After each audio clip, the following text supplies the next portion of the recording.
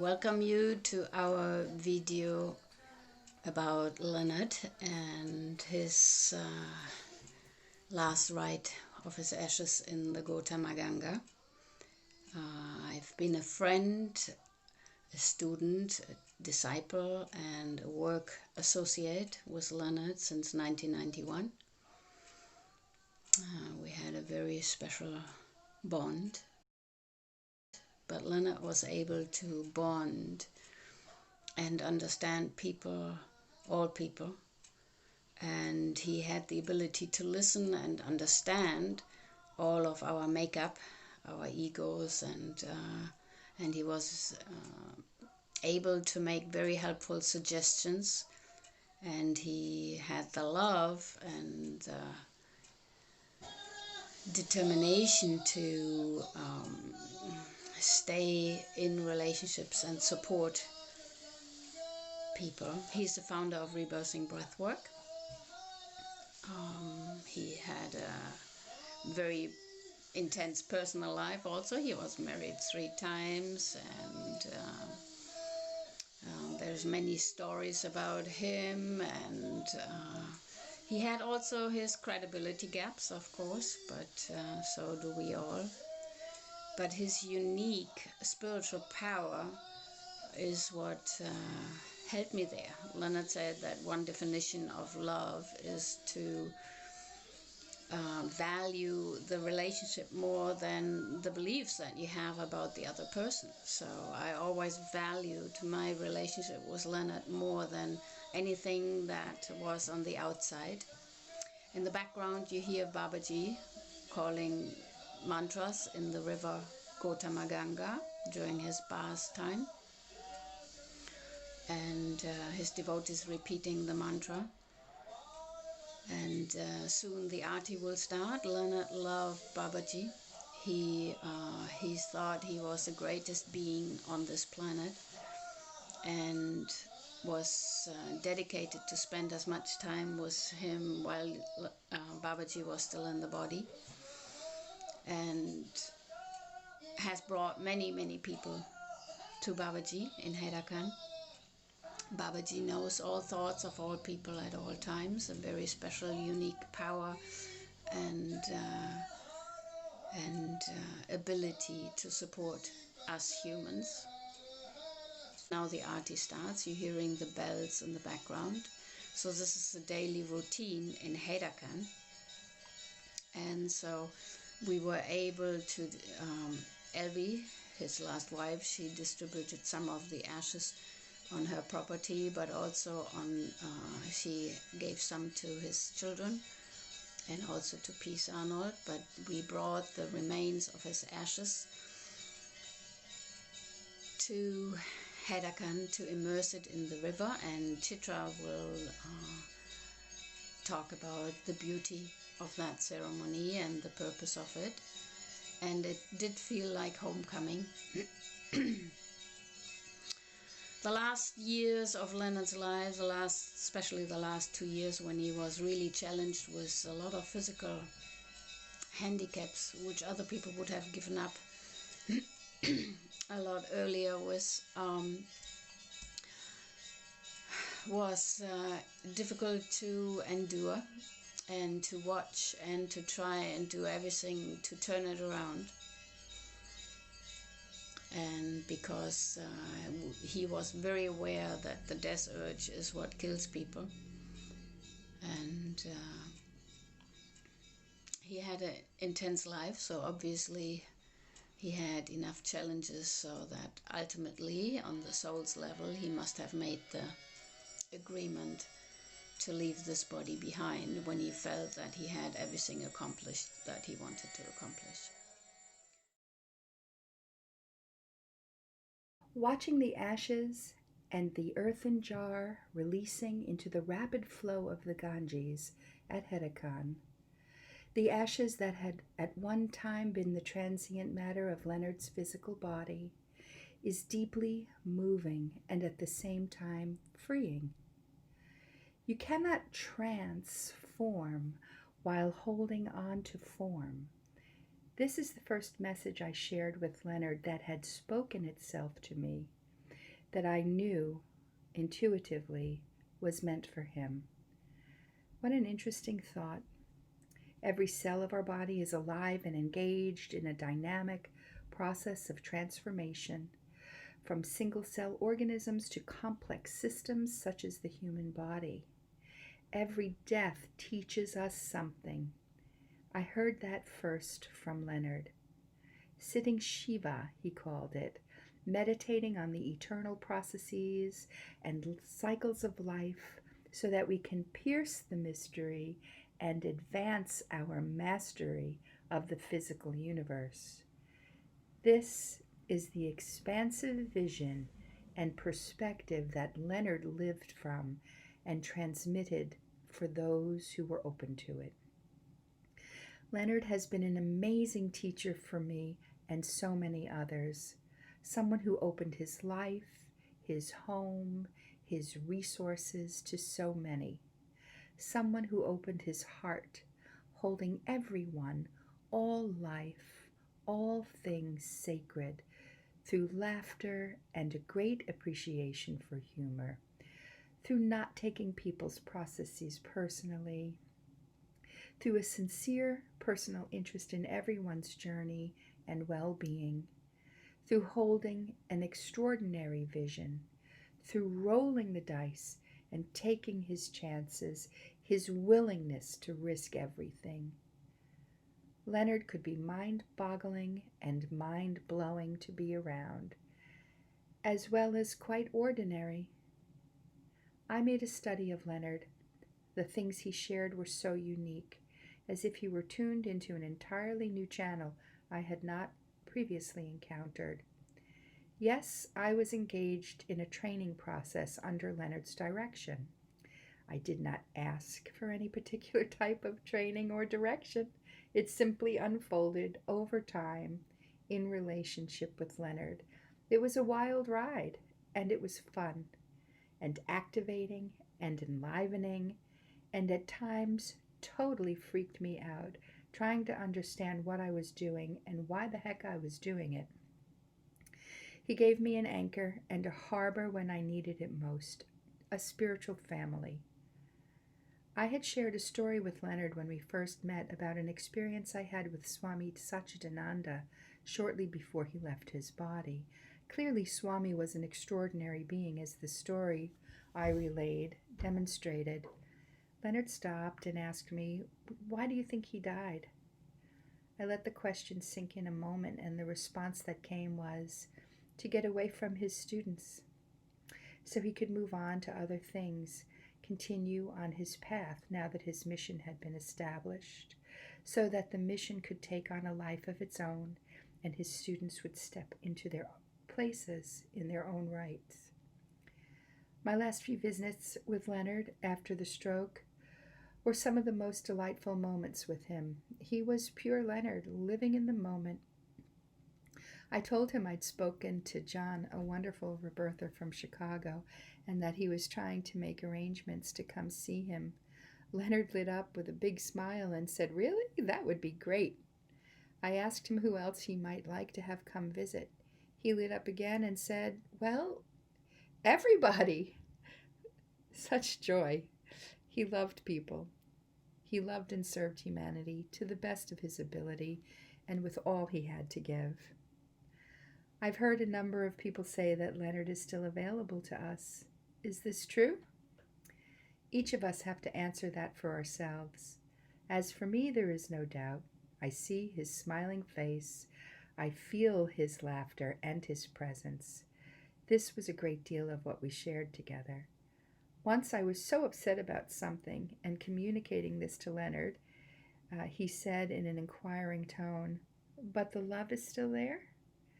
"Yes, of course the love is still there," I answered. How could he even ask? Love is forever and eternal, and we are love. That is our true nature. And so, in conclusion, we move onward with great love and appreciation for all, especially Leonard. I met Leonard in 1990 in one training that he did in Spain. I think it was the only training he did that year. And then afterwards, I took more trainings with him every year. And every year was for me a moment in summer where I could expand my life urge and my motivation personally and also professionally. Leonard always pushed me to go ahead, to go forward with my goals, and it was exciting to be with him. And I loved his sense of humor, his creativity, his love for the immortal traditions, and he was very, very inspiring. I loved also his silence, and he was a very relaxed person. Also, something that the first time I met him, it was like surprising for me was the light of his eyes when he was talking about his master Babaji. So that's a very few ideas about my relationship with Leonard. I traveled with him, and also he was at my house, my home, and I was also 21 days at his home with Elvi, and it was a very profound and transformational experience for me. Thank you very much for listening, and Om Namah Shivaya. It's hard to describe the profound impact of Leonard's life and teachings. His teachings are both ancient and radically ahead of our times. I've been blessed to have several really impactful spiritual teachers in my life, and it seems that all of them, in one way or another, were students of Leonard or somehow connected to him and his life's work. I first met Leonard in 2002 when I was in my early 20s. It feels like profound grace to have been so close to Leonard for these years and to receive the gifts of his teachings and his life's work. Not just his teachings, but his presence and his energy, just who he is and standing in his presence, has had a profound transformation on my physical health, my career, my financial health, even my choices to be a mother and as a mother, and my experience in that. As every area of my life has been impacted by Leonard for the better. He's empowered me in so many ways to be more of who I am in this world. And how can you thank someone for that? How can you ever repay someone? It's just a gift. It's such a gift. And I know that I'm just one of thousands of people, thousands and thousands of people feel that way because Leonard had that intimate relationship and that caring and just the depth of generosity with so many people. He was able to provide that and be that support to so many people in so many ways. I feel that his consciousness lives on, his energy body, his awareness, his being, and I feel very connected to him, and that is still very much accessible to all of us. When I first heard of Leonard entering into the hospice facility, I felt just tremendous grief and emotional pain, and of course I went immediately into a spontaneous rebirth. And each time that the pain began to reach its peak and I felt I couldn't contain it anymore, I saw in my mind's eye a flash of Leonard, just bright and brilliant and full of light, realer than life. And he was laughing. And this repeated throughout that rebirth and several other rebirths. And it got to the point where I couldn't grieve anymore because I felt Leonard so present and so alive, and really truly just have changed form, but that he's still here, that I just couldn't grieve anymore. All I could do was laugh with him. Leonard loved to laugh at his own drama, at people's cases and drama. It was totally entertaining to him, and life truly was a game for him. And so I know that when I'm grieving, it's for my own selfish, personal loss of his physical body on earth. And that's okay too. But it's so much easier to know that he's in total joy. So we will take you through the ceremony, and I send my love to all his community, all the people that loved him and all the people that benefited from him. Rebirthing Breathwork has spread around the world, and so many people benefited and healed their life, healed their relationship, healed their physical body with it. And so his work will continue. Rebirth International, Sara, who's making this video, is putting it together, all the footings and all the pictures that we got from Galina Shebeva from Russia, and her group. Also, Galina there in another Galina in her group, and then from Colleen Bachman or Kalyani, Chitra Kaul, who will talk later, and also was with us, and she organized everything in Herakhan together with Raghvendra, and we just like to share our love for Leonard with you. Thank you very much. Have a beautiful time and contemplation about Leonard and who he is and who he was, and he is still available. He gives messages, he supports the people that work in his, that he feels in his line, that he feels connected to.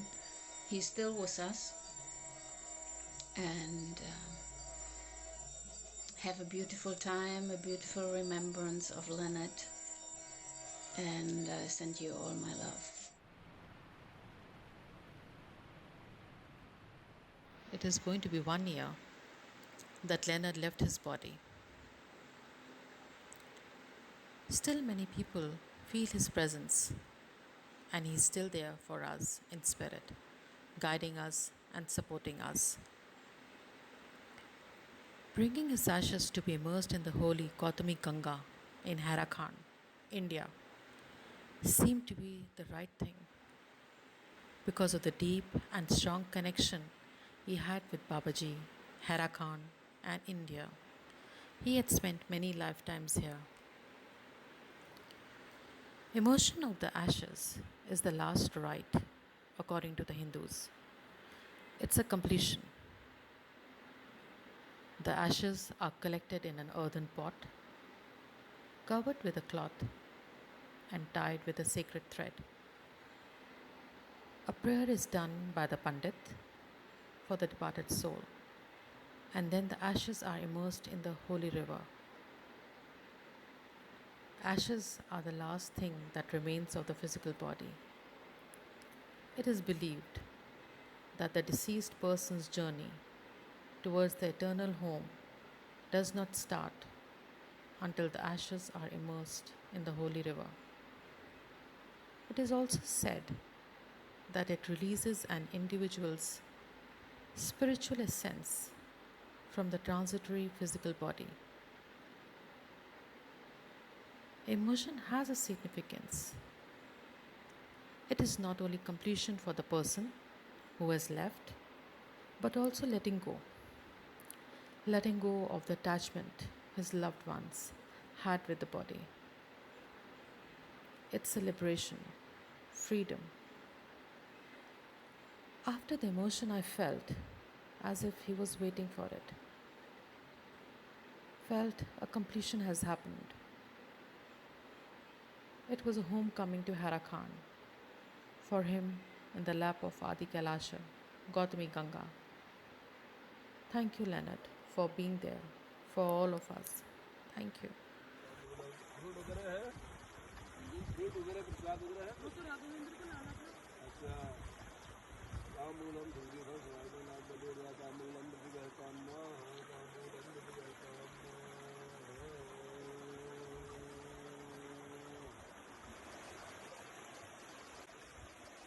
I was immersed in sadness and gratitude for Leonard and all the things that he has contributed and given to me personally, but to everybody else.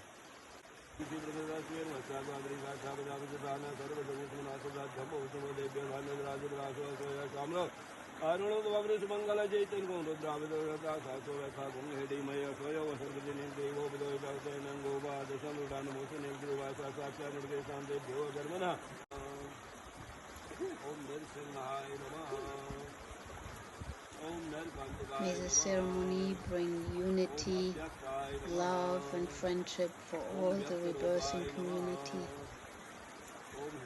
and bless Leonard's life and all his contribution to humanity.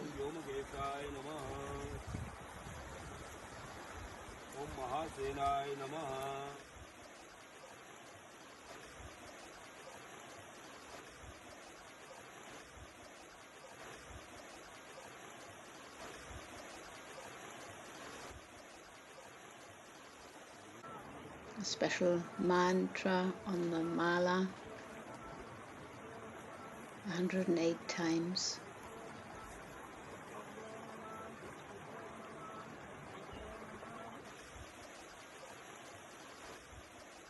Deeply feeling Leonard's presence.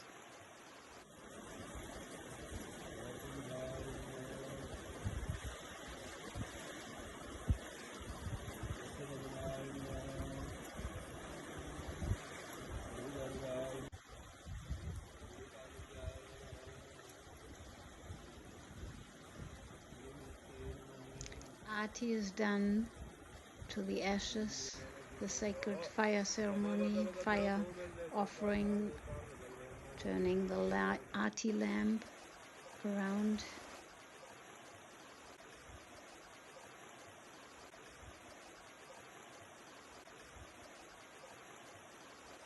After letting go of the ashes,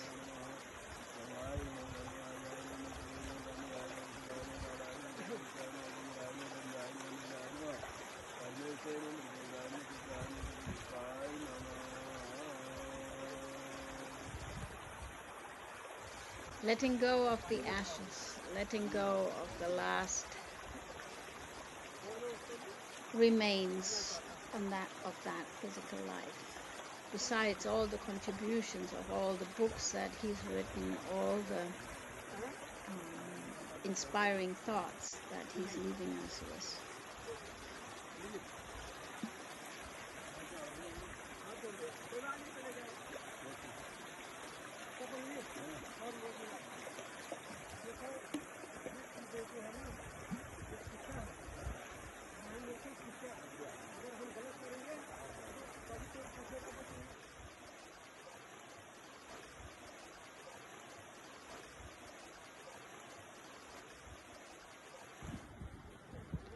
I had to take a bath 3 times, dipping myself in the ice cold river to purify and to let go.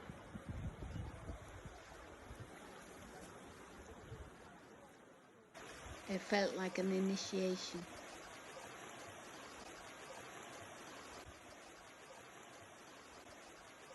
And we were all deeply touched.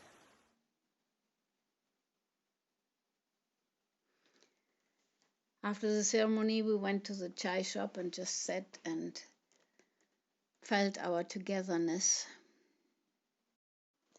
After the tea, we went upstairs And then we went for the bandara, the offering of food that we held in Leonard's name. First the Western devotees present in the ashram, then local grown-ups, and then the school children, which Chitra and I helped serving their food. We gave many donations to the Pandit as customary, and also to the kitchen personnel for preparing that great food. We had cucumber salad, puris, sabji, vegetables, and dal and halva. And some Western friends approached us and thanked us, and telling us lots of stories about Leonard Orr, Makan Singh Raja, how he has contributed to everybody's life.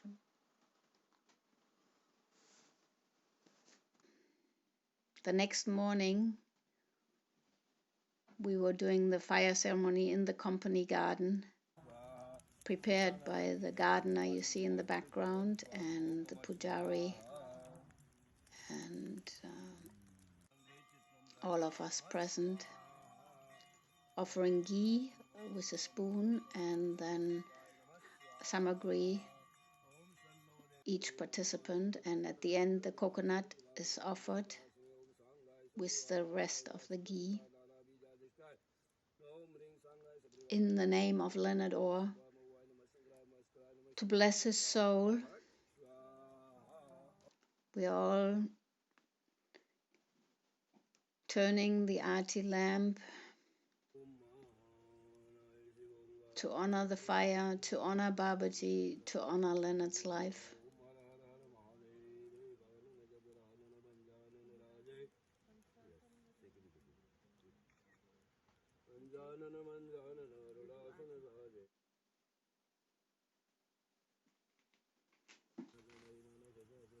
And it's getting light now outside, and we are sitting with the fire.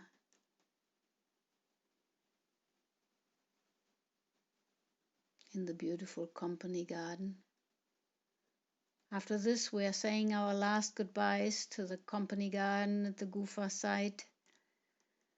Really heartfelt goodbyes, and completing Leonard's earthly life and leaving Herakhan to go on our next adventure. This is not the end of Leonard Orr, or the soul of Leonard, who incarnated in this life as Leonard D. Orr. He had many incarnations on this planet supporting humanity. I will write in my book more about that. And he's always available on the spiritual level, that we can connect to him if you like to even experience his support and his love. And you're welcome on the path of rebirthing breathwork, and including physical immortality. It's real, it is our true nature. Om Namah Shivaya.